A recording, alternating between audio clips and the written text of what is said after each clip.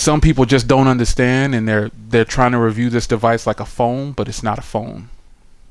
It's something else. The Microsoft Surface Duo. Let's have a brief discussion about it. I'm going to discuss a few things in this video, and I hope you guys enjoy it. Yes, obviously I have the Microsoft Surface Duo, and I want to talk about a few things like battery, performance, multitasking, hardware, the things that I pretty much covered in my first impressions video, but it is now officially almost 2 days late. This is almost 48 hours for me from having this. You saw the video yesterday, but I had the device before that, but I wanted to get you a 48-hour kind of deal with it. Then, first off, let me say that if you're looking for a device to make phone calls, go buy a phone. If you're looking for a device to just watch YouTube content on, go buy yourself a tablet. If you want something that is going to give you great productivity leverage on your game, in your business, whatever you're doing, consider the Microsoft Surface. Consider it. Now, let's get all the negative things out of the way. Well, I can't say negatives. Things that you might consider negative, that's a huge drawback. How about that? The price. It is $1,600 after taxes for this model, the 256 gig. And that is not cheap. That is not a drop in the bucket. And so, we really got to consider how we're spending our cash, our hard-earned money, if we decide we're going to invest in something to make ourselves better. So I can see I see what Microsoft is doing, and I understand it, but some people might not. And I think what we're seeing here is that so many people just want to put this in a phone category, and it's just simply not that. It's not a phone. So phone is like way down on the list after using this for 2 days. So let's say this. The price is high. Yeah, we know that. The price is high. There's a single camera. It doesn't have NFC. There's no wireless charging. There's no IP rating. It doesn't have a headphone jack. There's no stereo speakers. There's a lot that this phone, if you're putting it next to a phone, there's a lot that this device doesn't have. But I don't think Microsoft was aiming to pull people away from their phone and tablet. I think what they were just trying to do is make a device that they would consider to be a device for productivity. And I think that's where you're going to see a lot of videos of people posting, comparing this to, let's say, the Galaxy Z Fold 2, which in fact I did purchase. So, and you're going to see it being compared to phones. And I think that is where we have to draw the line. I think this is so much more than a phone. This is like a mini computer, basically, which I know a device nowadays is a mini computing device, but this is more like a mini laptop is the way I see it. So let's get into some things that are really great on this phone. And that's going to be multitasking and productivity. I feel like Microsoft knew exactly what they were doing when they created this spawn gesture, where you put your email in the center, and then you can have both sides available, because this in fact does have two displays, and they are absolutely awesome. Two displays, awesome. And they're not big displays, but they're not small displays by any means. So the spawn gesture, you can put something in the center and go full screen over both of the displays. I think that's just sweet. That is just one of the sweetest gestures ever.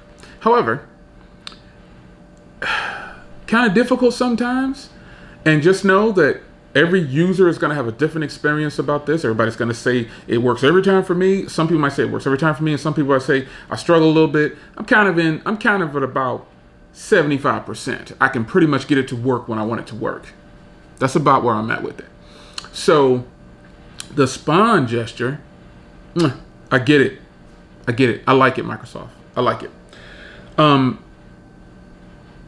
Multitasking with two displays versus other devices that have two displays, you get this You know how when you turn your device sideways and the email, what was that? My Apple products. When I turn it sideways and I get the email, it kind of goes over. That's basically the feeling that you get. You just get it at a magnitude that's just so much better. It just works. No pun intended, Apple, but it just works. I think Microsoft got it. They did it right. And I like that. So yes, I can have two full-blown applications on either side of this device. I can put and as a matter of fact, they have this where you can tap once and get two things to come up. I think that's great. It's nothing new. It's called Groups. It's nothing new, but it still looks nice on this display. I mean, the displays are bigger, and you know, it works. So that's great. So I also turned on Maps. Ooh. You would love Maps on this device, because even if I'm just using one display, it's really nice. I can't put it into words. It's really, really nice. So yeah, I like the spawn feature. I like using the screens. The gestures, let's get into something that's not such a great experience for me. Now, in my first video that I put out, yes, shout out to BW1, go check him out if you haven't already done so.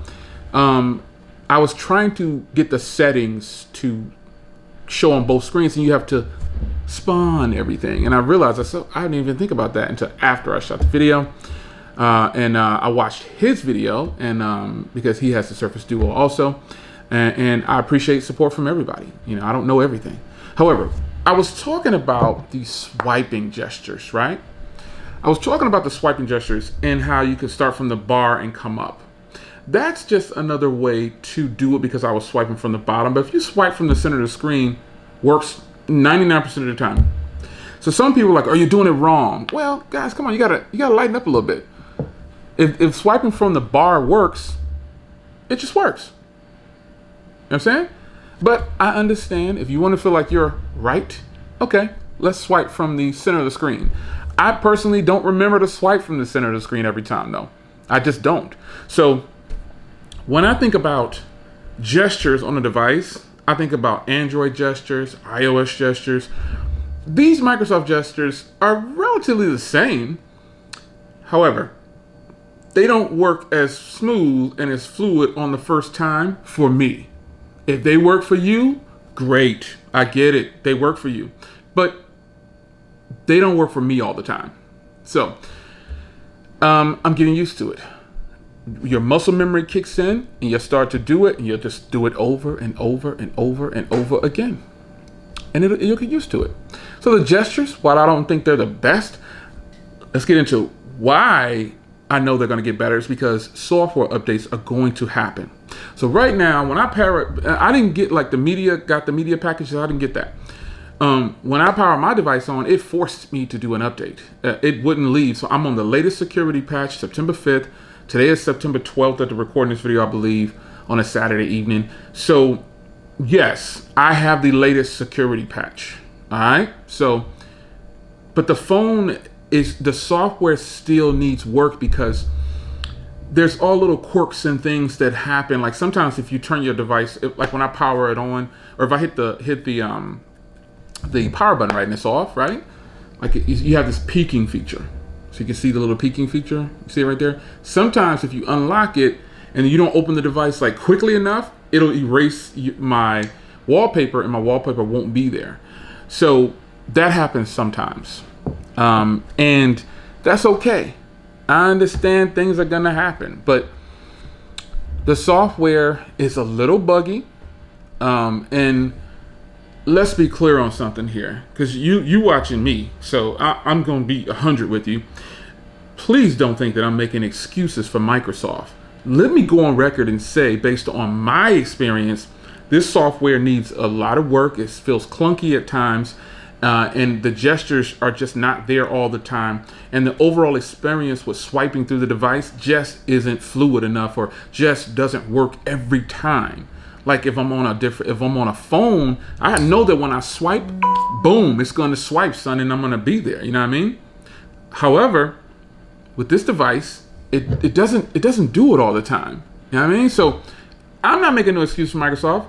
I think for as long as Microsoft has been creating this device, remember they announced this a year ago, and it's just not getting to the market. They stuck to their word a year later. However, the software, it's not bad trash software. In my experience, it needs an update quickly because navigating throughout the device just doesn't feel like it's going to do it every time, and it just feels like, is it going to work this time? Or if I'm swiping away something, sometimes it pops over to the other screen. I'm swiping straight up, and sometimes I'll swipe up and another application will come up. I'm like, what the heck? So there's little things like that. Now, I want to talk about the camera. I actually filmed my camera review before this video, and I got to tell you, I'm not going to spoil it for you, son, but I'm going to tell you that it's nowhere near as bad as one might think, but it is that bad for a device at this price. You understand? Does that make sense? It's nowhere near as bad. These aren't the worst camera. This isn't the worst camera. This isn't the worst video, but it is the worst video and camera for this price. Is that fair? Got it. Now, I won't spoil my filming video for you guys, my video review of this. I filmed it all on the Surface Duo, and I edited it and uploaded it right from the Surface Duo. So you will see that probably, maybe I'll upload it on Sunday, tomorrow evening or Monday morning. I don't know. However, it is not bad quality. It's just bad quality for a device of this price. You understand what I'm saying? There's a huge difference. So I get you. I understand if you have this device and you're not happy with the cameras. It's just what it is. If you want a camera, go get a camera. You won't get it with this. Now, where it does shine, ironically enough, where it does shine is video chat. When you're video chatting with someone, the video chat is smooth, son. It's incredible. I don't understand why it's so much nicer for Duo. No pun intended, but Duo video and just doing video chats with people, it's butter. You're gonna love it. I don't know how that's possible, but you'll love it. So I'll save my camera footage for the camera review, but just know that it's not as bad as what you might have heard, in my opinion, and it's not as bad as what you might think it is. But you heard what I just said. I said it twice. I'm not gonna repeat myself again for a third time. You get what I'm saying. So, did I talk about battery life yet? Did I talk about phone calls yet? No. Phone calls first. I tested the device. Now I have the unlock. You can get this on AT&T, and you can get it on. I was gonna say T-Mobile. No, T-Mobile. You can get it on AT&T, and you can get it on unlock from Microsoft. You can actually buy it from Best Buy as well. And the unlocked version obviously works with the GSM carriers and, blah, blah, blah. However, I tested it on T-Mobile and AT&T. I didn't put in my Verizon SIM card. I didn't put in my Visual SIM card. I didn't put in any kind of Cricket SIM card. I just did, and I didn't do Google Fi. These places, if it's a SIM card, it should work in here and should do phone calls. So, phone calls, great. But there's a catch to that. Now, this device isn't big as you might think. I have massive hands, right? Look, okay, let me put this next so you can kind of see. I got massive hands, right? I got huge hands, son. However, talking on a phone like this for a long time, I gotta keep it 100. I got a little agitated with the phone. I felt like I was holding too much. So here's how I resolved that issue, because it's easy to talk about where something fails instead of trying to get something right and get a resolution for it. You can talk, all those people who do all that jaw jacking, it's trash, it's garbage, blah, blah, blah. Never try to come up with any kind of resolution. It's a simple one. Get a Bluetooth set of earbuds. It's just that simple. Get some Bluetooths. I have a ton of Bluetooths. You will think yourself, you can throw this in your bag, your backpack, your pocket, and it fits comfortably in your pocket too, by the way. It's just a nice size. It's not very big at all in your pocket. It's really not. So get your Bluetooth. Now, because the phone calls, fantastic. Sounds great. All right. So that's butter. Battery life. Easily pulled down 6 hours. Believe it or not. Check the screenshot. Oh, bars. Oh, I need to stop this. Stop it. But real talk, easily got over 6 hours, and I think I had like 17, 18% left. And I wasn't even trying. I was just doing my day-to-day tasks. So this device, I'm confident in saying that 3,577 milliamp hour battery will take you through a full work day and into the evening time and possibly into the next day, depending on who you are. So I know that I'll be able to get 24 hours, like a full 24 hours on one charge with this device. I have no doubt about that. None whatsoever. So battery, good job, Microsoft. But I gotta say, battery depends on who? I want you to type on the comments, battery depends on who? You know who it depends on. So one other thing I would recommend that you do if you decide to pick this up is get you one of these. Get you something that's you can wear on your wrist, because why? Another disappointment is that it doesn't have an outside LCD display to see who's calling or whatever's happening. However, I'll get to a resolution for that too. But I still recommend that you go ahead and grab your smartwatch if you're into payments.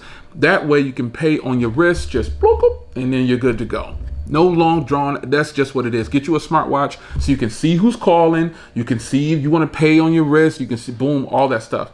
You don't even have to open this up. However, speaking of opening it up, what is this device made of?